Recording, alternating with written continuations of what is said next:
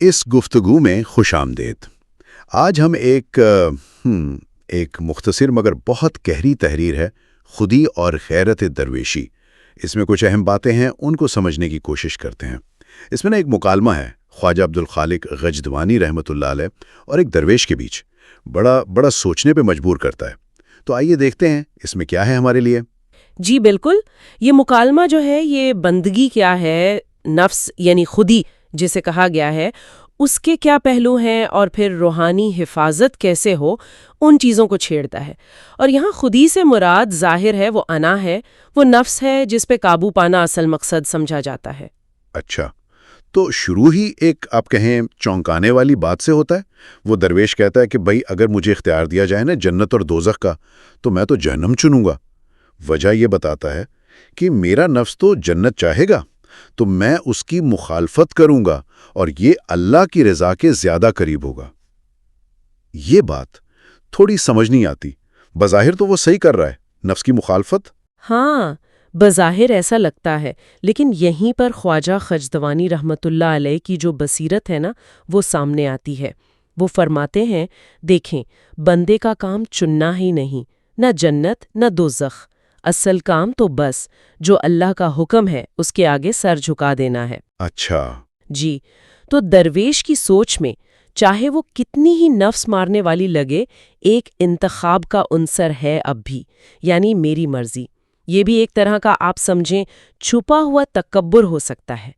تو گویا حقیقی سپردگی کا مطلب یہ ہوا کہ اپنی پسند ناپسند سے بالکل ہی اوپر اٹھ جانا ہے، یہاں تک کہ جو چیز بظاہر نیکی لگ رہی ہے اس کی پسند سے بھی۔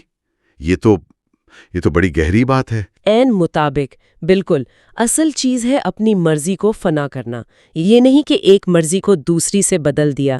تو پہلی آپ کہیں بڑی سیکھ یہاں یہی ہے کہ سچی بندگی میں اختیار نہیں ہوتا۔ ٹھیک سمجھ گیا۔ اب گفتگو ایک اور طرف جاتی ہے، شیطان کے اثر کی طرف۔ درویش یہ بھی پوچھتا ہے کہ کیا شیطان کو سالک پر، یعنی جو اللہ کی راہ پر چل رہا ہے، اس پر کوئی قابو ہے؟ جی، تو خواجہ صاحب اس کی وضاحت یوں فرماتے ہیں کہ دیکھیں، شیطان اس سالک پر تو اثر کر سکتا ہے جو ابھی فنائے نفس تک نہیں پہنچا ہے، یعنی جس کی خودی، جس کی نفسانی خواہشات ابھی پوری طرح مٹی نہیں ہے۔ اور اس کا سب سے بڑا ہتھیار وہ غصہ ہے۔ غصہ؟ جی، غصہ۔ جب انسان غصے میں ہوتا ہے نا، تو وہ شیطان کے لیے بہت آسان ہو جاتا ہے، قابو کرنا آسان ہو جاتا ہے۔ لیکن ان کا کیا ہوگا جنہوں نے نفس پہ قابو پا لیا، جو فنا تک پہنچ گئے؟ کیا ان میں غصہ نہیں رہتا پھر؟ ہاں، یہاں ایک بہت ہی دلچسپ بات ہے۔ خواجہ صاحب کہتے ہیں کہ ایسے لوگوں میں غصے کی جو طاقت ہے نا، وہ غیرت میں بدل جاتی ہے۔ غیرت؟ جی، غیرت۔ یہ وہ ذاتی غصہ نہیں ہوتا کہ مجھے کیوں کچھ کہا یا میرا نقصان کیوں ہوا، نہیں، یہ ہوتی ہے اللہ کے دین کے لیے، اس کے اصولوں کی حفاظت کے لیے ایک جوش، ایک حمیت۔ یہ اصولوں پر کھڑے ہونے کا ایک جذبہ ہے۔ یوں سمجھیں کہ غصے کی توانائی غلط جگہ لگنے کے بجائے صحیح مقصد کے لیے استعمال ہو رہی ہے۔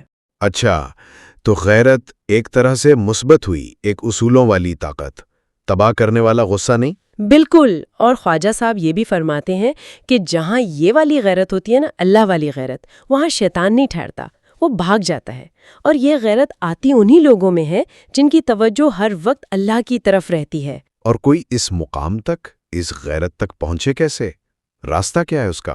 متن میں اس کا راستہ بھی بتایا ہے، بہت صاف۔ دائیں ہاتھ میں اللہ کی کتاب یعنی قرآن مجید، اور بائیں ہاتھ میں رسول اللہ صلی اللہ علیہ وسلم کی سنت۔ ان دو روشنیوں کو مضبوطی سے پکڑ کر زندگی گزارنا، یہی جو اللہ سے مستقل تعلق ہے نا، قرآن و سنت کے ذریعے، یہی وہ طاقت اور وہ غیرت پیدا کرتا ہے جو بچاتی ہے۔ تو حاصل کلام کیا ہوا؟ اس ساری گفتگو کا نچوڑ، کوئی شخص جو اپنی زندگی میں، چاہے وہ روحانی ہو یا دنیاوی، کسی کشمکش سے گزر رہا ہو، اس کے لیے کیا پیغام ہے اس میں؟ بنیادی سبق شاید یہ ہے کہ اصل طاقت اور حفاظت اپنی ترکیبوں سے نہیں ملتی، اپنی پلاننگ سے نہیں، چاہے وہ بظاہر بڑی نیک لگ رہی ہوں۔ اصل قوت تو اللہ کی جو ہدایت ہے، قرآن اور سنت، اس کے سامنے بالکل سر جھکا دینے میں ہے، مکمل سپردگی میں۔ اور دوسری بات، اپنے جذباتی رد عمل کو، خاص طور پہ غصے کو قابو کر کے اسے ایک تعمیری اصول والی غیرت میں بدلنا ہے۔ اپنی مرضی چلانے کی کوشش وہ کمزوری ہے۔ واقعی یہ بہت اہم فرق واضح کیا آپ نے۔ ایک ہے دکھاوے کی نفس کشی اور ایک ہے حقیقی سپردگی، اور اسی طرح ایک ہے بے لگام غصہ اور ایک ہے اصولوں کی پاسداری والی غیرت۔ بے شک، راستہ بالکل واضح کر دیا گیا ہے۔ اگر منزل چاہیے تو یہ جو نشان ہے راستے کے، قرآن اور سنت، ان کو تھامنا ہوگا۔ آخر میں ایک خیال ذہن میں آ رہا ہے، شاید سننے والوں کے لیے بھی سوچنے کا پہلو ہو اس میں۔ یہ جو غصے کو مثبت غیرت میں بدلنے کی بات ہے، کیا یہ صرف روحانی دائرے میں ہی ہے، یا ہم اسے اپنی عام زندگی میں جیسے کام کی جگہ پر یا معاشرتی مسائل سے نمٹتے ہوئے بھی لاگو کر سکتے ہیں؟ یعنی ذاتی رنجش یا جذباتیت کی بجائے اصول اور مقصد کی بنیاد پر رد عمل دینا، یہ ایک سوال ہے جس پر غور کیا جا سکتا ہے۔